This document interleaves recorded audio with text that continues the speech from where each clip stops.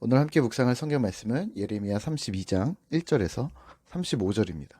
예레미야 32장 1절에서 35절 말씀입니다. 오늘은 21절에서 25절 말씀을 읽겠습니다. 주께서 표적과 기사와 강한 손과 펴신 팔과 큰 두려움으로 주의 백성 이스라엘을 애굽 땅에서 인도하여 내시고 그들에게 주시기로 그 조상들에게 맹세하신 바 젖과 꿀이 흐르는 땅을 그들에게 주셨으므로 그들이 들어가서 이를 차지하였거늘 주의 목소리를 순종하지 아니하며 주의 율법에서 행하지 아니하며 무릇 주께서 행하라 명령하신 일을 행하지 아니하였으므로 주께서 이 모든 재앙을 그들에게 내리셨나이다. 보옵소서, 이 성을 빼앗으려고 만든 참호가 이 성에 이르렀고 칼과 기근과 전염병으로 말미암아 이 성이 이를 치는 갈대아인의 손에 넘긴 바 되었으니 주의 말씀대로 되었음을 주께서 보시나이다. 주 여호와여, 주께서 내게 은으로 밭을 사며 증인을 세우라 하셨으나 이 성은 갈대아인의 손에 넘기신 바 되었나이다. 아멘. 오늘 함께 묵상할 주제는 아는 자의 슬픔입니다. 본문 예레미야 32장의 배경은 매우 특이합니다. 예레미야는 시위대의 뜰에 갇혀 있습니다. 왜냐하면 그가 이렇게 예언했기 때문입니다. 3절에서 5절입니다. 여호와께서 이 성을 바벨론 왕에게 넘겼다. 이스라엘 왕 시드기야는 바벨론으로 끌려갈 것이고 너희는 싸워도 이기지 못한다. 사실 지금 이 예언이 전해진 시기는 BC 587년으로 추정하고 있는데요. 바벨론은 BC 588년에서 586년 예루살렘을 공격합니다. 그러니까 이 메시지가 주어졌을 때 바벨론은 예루살렘을 에워싸고 있었고 선지자 예레미야는 지금 포위 상태의 국가적 위기 상황에 이런 예언을 한 것이 됩니다.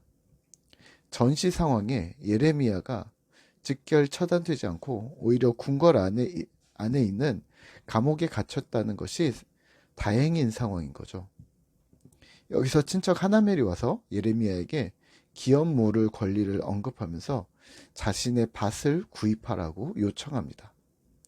그리고 이런 상황에 하나님이 개입하시면서 그 밭을 사라고 말씀하십니다. 친척이 재정적인 어려움에 빠진 것인지 아니면 약삭빠른 것인지 잘 모르겠습니다만 이미 바벨론에게 점령당한 아나돗의 땅을 돈을 주고 사는 것은 누가 봐도 어리석은 일이었던 거죠.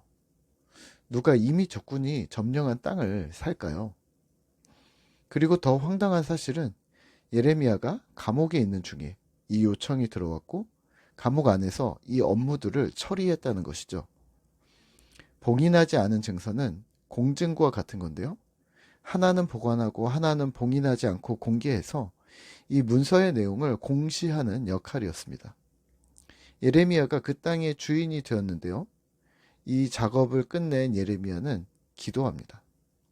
16절에서 25절까지 기도하면서 기도의 골자는 이렇습니다. 25절입니다. 주 여호와여, 주께서 내게 은으로 밭을 사며 증인을 세우라 하셨으나 이 성은 갈대아인의 손에 넘긴 바 되었나이다. 하나님, 슬픕니다. 우리의 상황은 이제 곧 멸망이고 나는 여기서 눈앞의 것을 요구하는 자들의 밭을 사 주었습니다. 하지만 이 역시 의미 없는 일입니다. 곧 이 성이 멸망하는데 밭을 사고 증인을 세우는 이 일들이 의미 없다는 사실을 알기에 그래서 더 슬픕니다. 라고 17절에 이야기하고 있습니다. 바벨론의 공격은 코앞에서 이루어지고 있었습니다. 예루살렘 성은 고립되어 있었습니다. 예루살렘은 갈대아인들에게 넘겨질 것이고 백성들은 칼과 기근, 전염병으로 고통당할 것이라는 것을 이미 알고 있었습니다. 하나님이 선지자들을 통해 예고하신 모든 것이 말씀대로 이루어지고 있었습니다. 우리가 예레미야를 선지자라고 생각하면서 그가 앞으로 일어날 일들을 예언했다고만 생각하는데요. 예레미야는 지금 예언의 성취, 이스라엘의 패망과 잔혹한 죽음, 고통들을 이스라엘 민족과 함께 경험하고 있는 중이었습니다. 지금 고립된 예루살렘 성 안에서 감옥에 갇혀 있는 상태라니까요. 예루살렘은 파괴될 운명이었습니다. 28절에서 30절입니다. 그러므로 여호와께서 이와 같이 말씀하시느니라. 보라, 내가 이 성을 갈대아인의 손과 바벨론의 느부갓네살 왕의 손에 넘길 것인즉 그가 차지할 것이라. 이 성을 치는 갈대아인이 와서 이 성읍에 불을 놓아 성과 집, 곧 그 지붕에서 바알에게 분향하며 다른 신에게 전제를 드려 나를 경노하게 한 집들을 사르리니 이는 이스라엘 자손과 유다 자손이 예로부터 내 눈앞에 악을 행하였을 뿐이라. 이스라엘 자손은 그의 손으로 만든 것을 가지고 나를 경노하게 한 것뿐이라. 여호와의 말씀이니라. 아멘.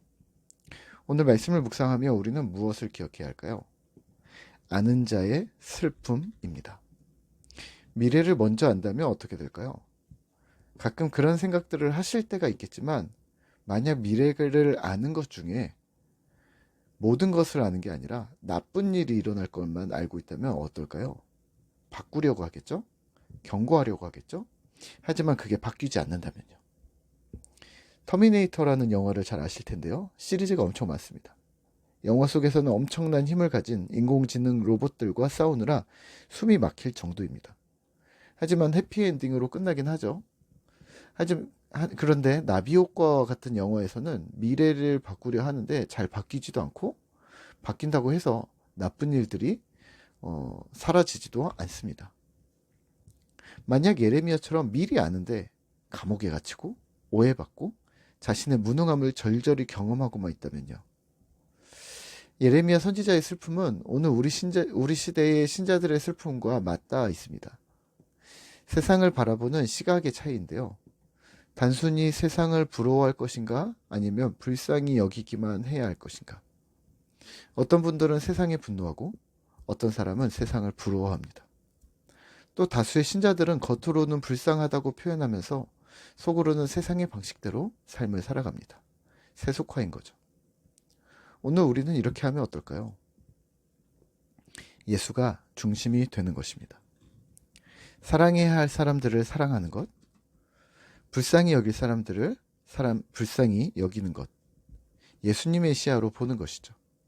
이건 이렇게 하라는 어떤 천편일률적인 원칙이 아니라 지금 이 시대에 예수님께서 우리와 함께 하신다면 어떻게 반응하셨을까를 성경을 통해 유추하자는 말입니다. 인생의 결국을 알고 계시는 예수님은 어떻게 사셨을지, 오늘 우리의 인생의 앞날을 알고 계시는 창조주 하나님께서는 어떻게 말씀하실지, 한 치 앞도 모르는 세상처럼 살지 말자는 말이죠. 그렇다면 저는 이렇게 하겠습니다. 세상을 향한 슬픔과 긍휼의 자세는 유지하면서 사랑으로 다가가는 것을 말입니다. 무엇을 퍼주라는 말이 아닙니다. 친구가 되어주자는 말입니다. 물론 쉽지 않죠.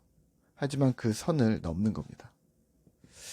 예전에 장창수 선교사님이 이런 얘기를 자주 하셨습니다.